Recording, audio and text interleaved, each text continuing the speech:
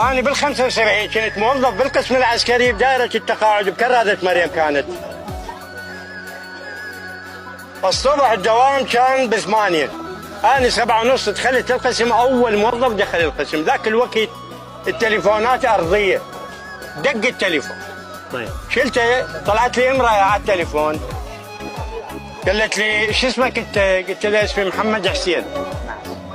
قالت هذا القسم العسكري؟ قلت لها نعم. قالت عندي معاملة يمك، ممكن تساعدني؟ قلت لها تدللين. قالت أنا أم أحمد. ما أعرفها منو أم أحمد، منو ما أعرفها. بال10 دخلت امرأة للقسم سألت منو محمد حسين؟ قال له لا هذا. اجت عليه قالت أنا اللي خابرتك الصبح. قلت لها اهلا وسهلا، جيبي لي الإضبارة وتعالي. جابت الإضبارة، اجتي الاسم المشير الركن عبد السلام محمد عارف، يعني زوجها رئيس الجمهورية. هذا الرجل ب58 كان نائب رئيس الوزراء.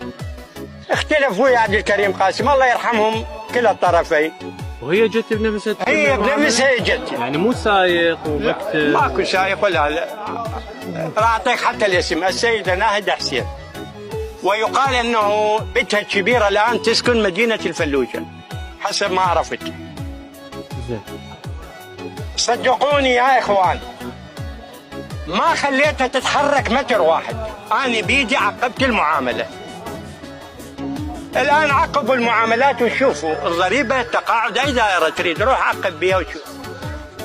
تعودت ان تراجعني. راح اعطيكم سر من اسرار عبد السلام محمد عارف رئيس الجمهورية العراقية.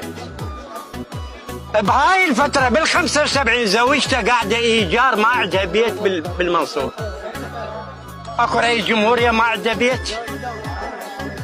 وحتى لا نظلم الجميع، عمي عبد الكريم قاسم كان قاعد ايجار ب6 دنانير وهو رئيس وزراء.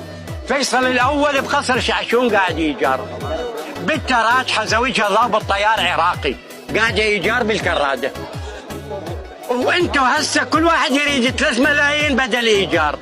الفقير وين يعطي وجهه؟